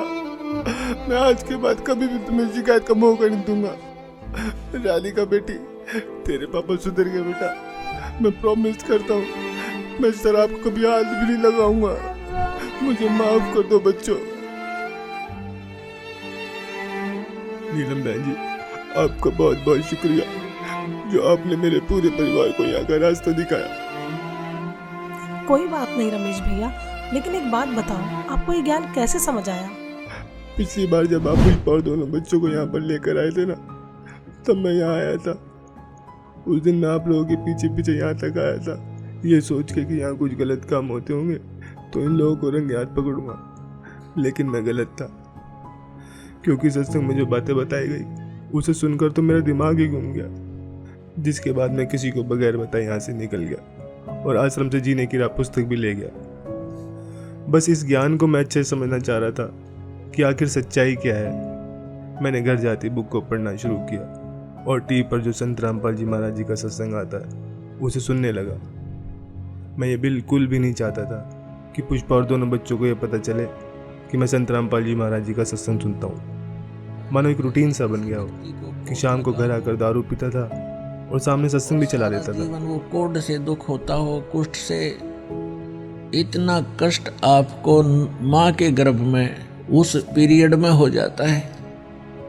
तो उस समय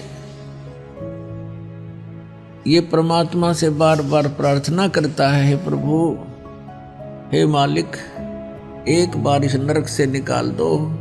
वहाँ इसको याद भी होता है कि तू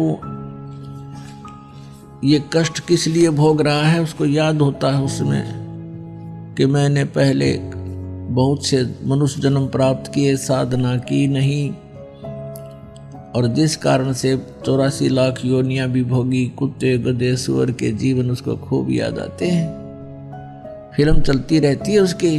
तो फिर ये कहता, भगवान एक बार इस नरक से निकाल दो, सदा आपको याद करूँगा, परम संत की खोज करूँगा जैसा कि आपने बता रखा है, और सत साधना करूँगा भगवान। केवल अपने पेट के लिए कार्य भी करूँगा, लेकिन आपकी याद नहीं बोलूँगा। अब परमात्मा कहते हैं बाहर आ जाता है प्राणी और आते ही सबसे पहले भगवान भूलता है, बाकी सारी बकवाद याद कर लेता है। शराब पीनी, मांस खानी, सिनेमा देखना और 36 फंड, बड़ी कोठी कार बनानी। तो कहते भगवान बोल कर सब कुछ याद कर लेता है ये। फिर परमात्मा ही याद दिलाने आते हैं उसको। सत्संग सुनते सुनते मुझे कुछ ज्ञान भी होने लगा और दारू से तो मुझे नफरत सी हो गई थी।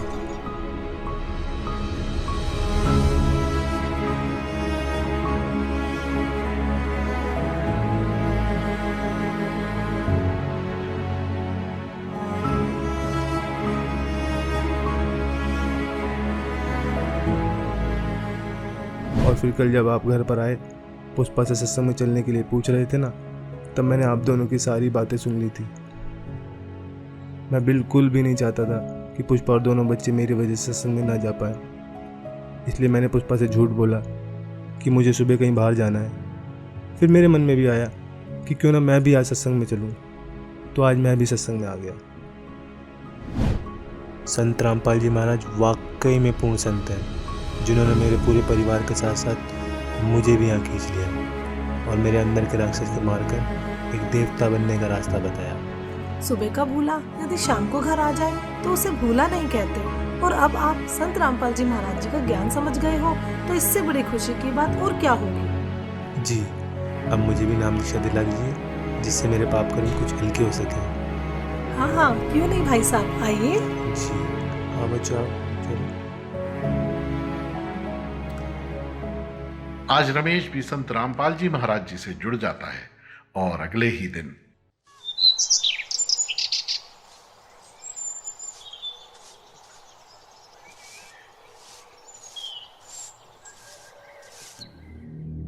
ये क्या कर रहे हो आप?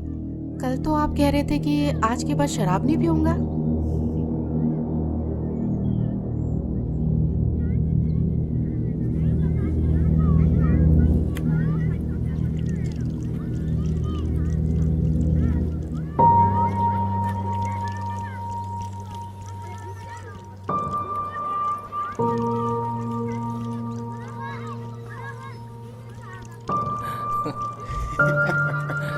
कल तो पुलिस वालों ने बहुत मारा यार। अबे देख देख। अबे रमेश, ये क्या कर रहा है यार तू? पागल हो गया है क्या? क्यों? अबे इतनी महंगी दारू तू नाली में गिरा रहा है। भाई मैं पागल हुआ नहीं हूँ, पागल था, लेकिन अब मैंने संत रामपाल जी महाराज जी से नाम उपदेश ले लिया है और मुझे अब ये ज्ञान भी हो गया है कि इसे पीने के बाद कितना पाप लगता है। सोच में एक आगर बिल्ली आज को चली। हाँ यही समझ लो। अबे तो गिराने से क्या फायदा, हमें दे दे। भाई जब मुझे ज्ञान नहीं था ना, तब तक मैंने तुम्हें खूब पिलाई, लेकिन अब मुझे ये भी पता चल गया है कि ये चीज़ मैं किसी को पीने के लिए भी दूंगा ना तो भी मैं पाप का भागी बनूंगा। तो ये जहर मैं अब किसी को भी नहीं दे सकता। चल यार, ये तो बाबा बन गया है। अंकल जी। यही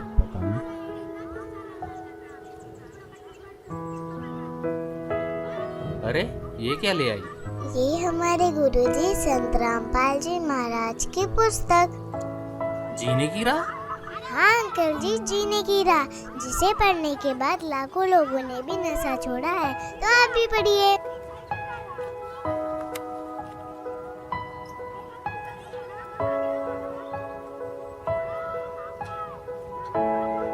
हाँ राधिका बेटा, आपने बोला है तो हम जरूर पढ़ेंगे।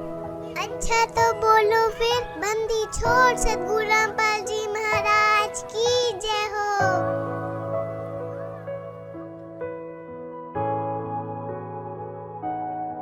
तो दोस्तों आपने देखा आखिर किस प्रकार रमेश का नशा छूट जाता है। संत रामपाल जी से जुड़कर लाखों लोगों ने अपना नशा छोड़ा है। संत रामपाल जी ही पूरे विश्व में एकमात्र ऐसे संत हैं जिनके लाखों फॉलोअर्स हैं, जिनमें से कोई भी नशे पते को हाथ तक नहीं लगाता। उनका मिशन है कि पूरे विश्व से नशे को खत्म कर सबको सत भक्ति मार्ग पर लगाना, ताकि आप और हम सभी मनुष्यधारी जीवों का यह मनुष्य जीवन सफल हो जाए। धन्यवाद। दर्शकों, नशे का जाल ऐसा है जो इंसान की इच्छा शक्ति को कमजोर कर देता है। यह तनाव, असफलताओं और जीवन की कठिनाइयों से पलायन का एक आसान साधन बन जाता है। तो आइए अब आपको दिखाते हैं एक ऐसा ही जीता जागता उदाहरण रसपाल सिंह जी का, जो शुरुआत से ही नशे की लत में इस कदर डूब चुके थे कि इससे उन्हें निकलना नामुमकिन प्रतीत होने लगा था। लेकिन फिर ऐसा क्या हुआ कि वे इस घातक जाल से बाहर निकल पाए? देखिए।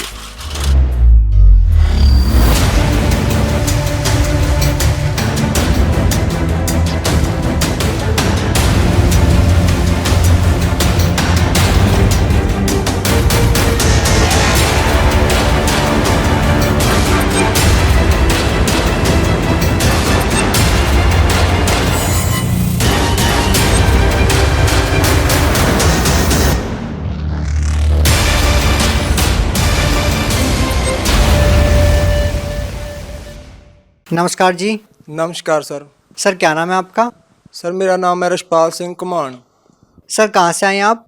मेरा गांव है कप्याल, डिस्ट्रिक्ट संगरूर, पानीगढ़ तहसील। सर, संत रामपाल जी महाराज की शरण में आने से पहले आप क्या साधनाएं करते थे? सर मैं साधनाएं तो कोई नहीं करता था, लेकिन जहाँ भी कोई मड़ी मस्जिद कोई भी 4 ईंट लगा दी वहीं प्रणाम कर देता था कि सभी जगह परमात्मा है। सर, संत रामपाल जी महाराज की शरण में कैसे आए आप? सर मैं बहुत ज़्यादा नशा करता था। जब मैं कॉलेज टाइम में 2006 की बात है, जब मैंने कॉलेज में एडमिशन लिया तभी मैं कुछ गलत सोसाइटी में घुस गया और तभी से मैं इतना नशा करने लग गया कि धीरे धीरे शीशी होती है सर जी, वो रेक्सकॉप की बोलते हैं, हमारे यहाँ फैंसी बोलते हैं उसको, वो फैंसी की मैं शीशी पीने लग गया और कैरी सोमा की गोली खाने लग गया। 50-50 गोली खा जाता और 3-3 4-4 वो शीशियाँ पी जाता और सुल्फा पीता था सर जी, और मैं शराब की भी बोतल पी जाता था और सारा दिन लड़ाई झगड़े करने, कभी कहीं। घर वालों ने परेशान थे मेरे से, घर में रोटी कभी बनती कभी नहीं बनती तो घर वाले बना के रख देते, खाते नहीं, सारे घर वाले परेशान थे। और तभी मेरे गांव का एक लड़का था, उसने मेरे को बताया कि भाई ऐसे ऐसे करके एक संत है, संत रामपाल जी महाराज जी, कि उनका पास तू नाम ले ले। उसने, वो भी नशा करता था, उसने संत रामपाल जी से नाम दीक्षा ली थी, तो वो मेरे को ले गया वहाँ आश्रम में। मैं आश्रम में भगत जी भाई गया और मैंने जाके वहाँ सारा सिस्टम देखा और उसके बाद मैंने भी नाम ले लिया वहाँ जाके। नाम लेने के बाद मैं घर आ गया और मैंने ज्ञान बिल्कुल नहीं सुना और मैं आते ही फिर नशा करने लग गया। और फिर वो मेरे गांव वाला जो लड़का था उसने मेरे को एक मेमोरी कार्ड दिला दिया वहाँ से, आश्रम में से, और वो बोला कि भाई इस सत्संग को सुना कर। और भैया मैं वहाँ नशा कर लेता, पूरा शीशी पी लेता, सुल्फा पी लेता और शराब भी पी लेता, सिगरेट बीड़ी पीता और सारा दिन लीड लगा के सत्संग सुनता रहता। और सत्संग सुनते सुनते मेरे को कुछ कुछ ज्ञान होने लग गया कि मेरी, जैसे गुरुजी बताते हैं संत रामपाल जी महाराज जी के, जब आत्मा को ज्ञान हो जाता है, पाप कम हो जाते हैं तो आँखों से आंसू आने लगते हैं। ऐसे ही भैया मेरे साथ हुआ कि जब संत रामपाल जी सत्संग करते तो मेरी आंखों में से आंसू आने लग जाते। और एक दिन संत रामपाल जी ने वो सत्संग सुनाया गुरु नानक साहब जी का, कि ऐसे ऐसे गुरु नानक साहब जी को परमात्मा भाई नदी पे मिले और वहाँ सतलोक लेके गए, सारा उन्होंने बताया कि उन्होंने ये नाम जपा।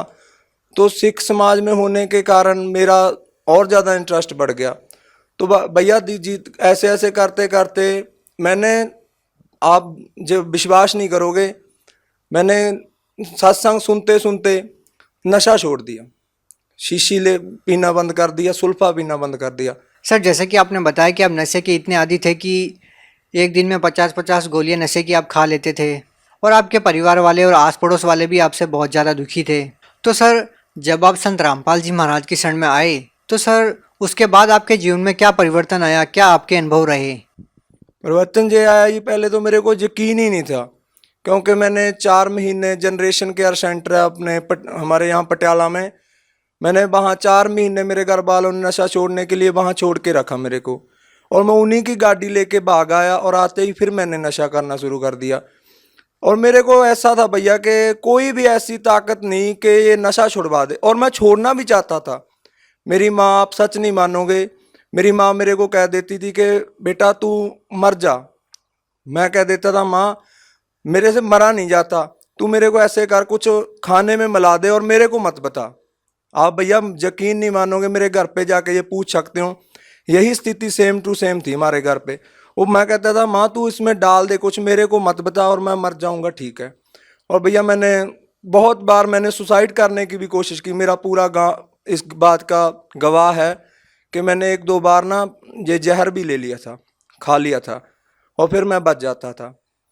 और तब मैं संत रामपाल जी महाराज के जहाँ जाने से पहले मैंने सोचा भी ऐसी कोई ताकत नहीं यार जो मेरा नशा छुड़वा दे, क्योंकि मेरे को नींद भी नहीं आती थी, मैं मेंटली अपसेट हो जाता था जब मैं थोड़ा बहुत नशे की डोज ऊपर नीचे हो जाती थी। तो मैंने सोचा भी ऐसी कोई ताकत नहीं। जब मैं वहाँ गया तो मैं उस दिन भी नशा करके गया, जिस दिन मैंने नाम दीक्षा ली तब भी मैंने। और मेरे साथ वाला जो मेरे गाँव का लड़का था उसने बोला कि भाई तू ऐसा बोल दियो कि गुरुजी मेरा नशा छुड़वा दो। मेरे को यकीन बिल्कुल नहीं था कि मेरा नशा छूट जाएगा, क्योंकि इतना नशा, इतनी डोज लेने के बाद मेरे को कोई यकीन नहीं था। और मैं गया, मैंने बोला गुरुजी ऐसे करके दास नशा करता है, आप मेरा नशा छुड़वा दो। गुरुजी बोले, सिर पे हाथ रखा कि बेटा आज के बाद तू नशा नहीं करेगा। और भैया जब संत रामपाल जी ने, महाराज जी ने मेरे सिर के ऊपर हाथ रख के कहा कि बेटा तू आज के बाद नशा नहीं करेगा, और भैया वो दिन है और आज का दिन है, मुझ को इतनी नफरत होगी नशे से कि नशा करना तो दूर, मैं किसी को ले आके भी नहीं देता। और जो गांव वाले, मेरी गली मोहल्ले के लोग थे जो मेरे से बात करना भी पसंद नहीं करते थे, और आज मेरे से वो हंस हंस के बोलते हैं कि भैया तू आदमी बंदा बन गया, तू हमारे गांव में कहते हैं कि ये बंदा बन गया, अब कहते हैं कि तू बंदा बन गया यार, पहले तू इंसान नहीं था, एक हैवान था। सर और क्या लाभ मिले आपको संत रामपाल जी महाराज से नाम दीक्षा लेने के बाद? सर जी इससे बड़ा लाभ क्या हो सकता है। एक जिसे जो मरा हुआ आदमी, हमारे, आप मेरा नंबर नोट कर लो, मेरे गांव में जाके पूछ लो, मेरे गांव वाले ये कहते थे कि ये आदमी नहीं बचेगा, कुछ भी कर ले कोई। दुनिया के लिए इससे ज़्यादा बड़ी मिसाल क्या हो सकती है कि एक नशेड़ी को नशा छोड़ना सबसे बड़ी, जो भी मेडिकल नशा, कोई भी ऐसा डॉक्टर नहीं था, मेरे घर वालों ने मेरे को डॉक्टरों को भी दिखाया, वो डॉक्टर कहते थे, अपनी बात बता रहा हूँ हकीकत में, कि वो कहते थे कि भैया इसका पता क्या करो, आप इसको थोड़ी सी अफीम दो और शाम को इसको इंग्लिश का दिया दो, दारू का एक दिया दो, अगर ये नहीं, इतना नशा नहीं लेगा तो इसको अटैक आ जाएगा। आज मैं देख लो अपना सारा खेती का काम करता हूँ, कुछ अपनी ज़मीन है, कुछ मैं ठेके पे ले लेता हूँ, कम से कम 60-70 बीघा की खेती कर रहा हूँ, जबकि वो कहते थे कि ये बच ही नहीं पाएगा, इसको अटैक आ जाएगा यदि इसने नशा छोड़ दिया। इससे बड़ा लाभ क्या होगा। और मेरे माता पिता आज भी कहते हैं कि यदि वो आपके गुरुजी संत रामपाल जी महाराज जी आपके ऊपर दया ना करते तो दो महीने भी नहीं जी सकता था। सर जैसा कि संत रामपाल जी महाराज ने आपको बहुत सारे लाभ दिए, आपने बताया कि आपका नशा नहीं छूट पा रहा था, आपके घर वालों ने तरह तरह के ट्रीटमेंट भी आपको दिए, लेकिन उसके बावजूद भी आप नशा नहीं छोड़ पा रहे थे और संत रामपाल जी महाराज ने आपका वो नशा छुड़वा दिया। तो सर आज वही संत जेल के अंदर है और उनके ऊपर बहुत सारे आरोप लगे हैं, तो सर क्या कहना चाहते हैं आप? देखो जिस भी इंसान ने, भैया जिस भी इंसान ने सच बोला है, चाहे वो संत है चाहे वो एक आम इंसान है, उसको सजा मिली है। ये लोक ही ऐसा है। अब मैं अपनी मिसाल देता हूँ, संत रामपाल जी एक संत हैं, सच्चे संत हैं, वो खुद परमात्मा हैं कबीर साहब। उन्होंने एक सच बोला है, सभी धर्म ग्रंथों को खोल खोल के बता दिया कि परमात्मा निराकार नहीं साकार है, परमात्मा दुख काट सकता है। जबकि आज तक के जितने भी सभी धर्मों के धर्मगुरु थे वो बताते थे कि परमात्मा दुख नहीं काट सकता, परमात्मा निराकार है। जब ये सच्चाई उनके सामने आ गई, उनकी दुकानदारी बंद होगी, जो उन्होंने दुकानें लगाए, उनके शिष्य उनसे पूछेंगे लाजमी कि यार आप तो निराकार बताते हो, परमात्मा हमारे ग्रंथों में साकार है। इसीलिए उनके सामने सच्चाई आने से पहले ही उन्होंने इस सच्चाई को दबाना चाहा, लेकिन सच्चाई को कभी दबाया नहीं जा सकता। हाँ, कुछ समय उन्होंने दबा तो लिया लेकिन मिटाया नहीं जा सकता। सर जैसा कि आज की जो नौजवान पीढ़ी है, खासकर सर हम पंजाब की बात करना चाहते हैं जहां नशा चरम सीमा पर है, तो सर आज के युवा लोगों को आप क्या कहना चाहते हैं? मैं आज की युवा पीढ़ी को यही संदेश देना चाहता हूं कि भैया कोई ताकत नहीं जो आपका नशा छुड़वा देगी। कोई भी, आप कहीं भी चले जाओ, किसी डॉक्टर के पास, किसी भी पीर के पास, किसी भी सियाने के पास, किसी के पास भी चले जाओ, क्योंकि जितना भैया पैसा मैं नशे में बर्बाद करता था, उतने ही पैसे मेरे घर वालों ने इन सियानों में, इन पीरों में ख़राब कर दिए, तो किसी का कुछ भी नहीं हुआ। और मेरे को डॉक्टरों के पास मैं इनको यही संदेश देना चाहता हूं कि आप संत रामपाल जी महाराज का साधना टीवी पे 7:40 से 8:40 तक सत्संग आता है, आप ध्यान से सत्संग सुनो। अगर आप नशा छोड़ना चाहते हो तो एक यही तरीका है, और संत रामपाल जी महाराज ही हैं जो आपका नशा छुड़वा सकते हैं, वरना दुनिया की कोई ताकत नहीं जो आपका नशा छुड़वा दे। जो लोग आज संत रामपाल जी महाराज से जुड़ना चाहते हैं, वो लोग चाहते हैं कि आपकी तरह उनका भी नशा छूट जाए, वो भी आपकी तरह लाभ पाना चाहते हैं, तो वो नाम दीक्षा कैसे ले सकते हैं? वो नाम दीक्षा भैया ऐसे ले सकते हैं जैसे कि सत्संग आता है साधना टीवी पे, उसके नीचे एक पट्टी आती है, उस पट्टी के ऊपर यदि आपने बुक मंगवानी है तो वो भी नंबर है, वो नंबर है सारे दिए हुए हैं, उन नंबरों पे कांटेक्ट करो और बताओ कि आप कौन से ज़िले से हों। और हर एक ज़िले में लगभग आज नामदान केंद्र हैं, आप वहाँ से जाके नामदान लो और संत रामपाल जी से होने वाले लाभ उठाओ। जो भी आपके दुख तकलीफ हैं, संत रामपाल जी कहते हैं कि सबसे पहले हम उसके दुख तकलीफ दूर करते हैं जो हमारी शरण में आता है। भैया एक ये भी बात है कि अगर हमारे दुख नहीं दूर होंगे, हमें कोई टेंशन है, दुख है, तो हम भक्ति भी नहीं कर पाएंगे।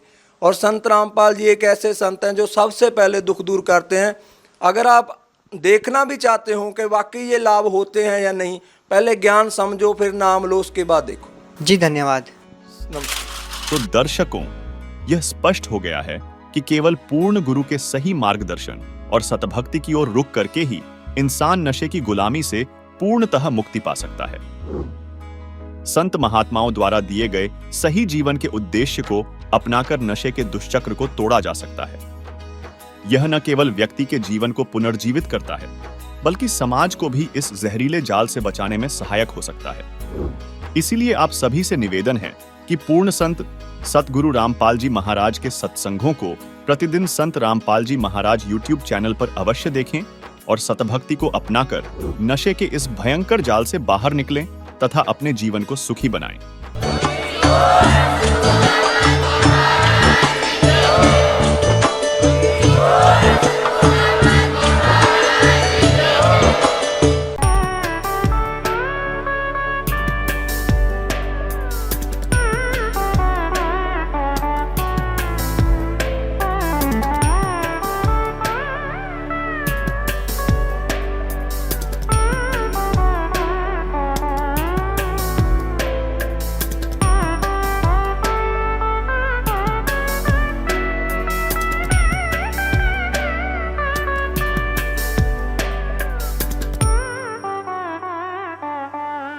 आप सुन रहे थे जगत गुरु तत्वदर्शी संत रामपाल जी महाराज जी के मंगल प्रवचन। अधिक जानकारी के लिए विजिट कीजिए हमारी वेबसाइट www.jagatgururampalji.org। संत रामपाल जी महाराज जी के शुभ आशीर्वाद से पूरे विश्व भर में 500 से भी ज्यादा नाम दीक्षा केंद्र हैं, जिन पर संत रामपाल जी महाराज जी द्वारा ऑनलाइन निशुल्क नाम दीक्षा दी जा रही है। अपने नजदीकी नाम दीक्षा केंद्र का पता करने के लिए संपर्क करें 8222880541।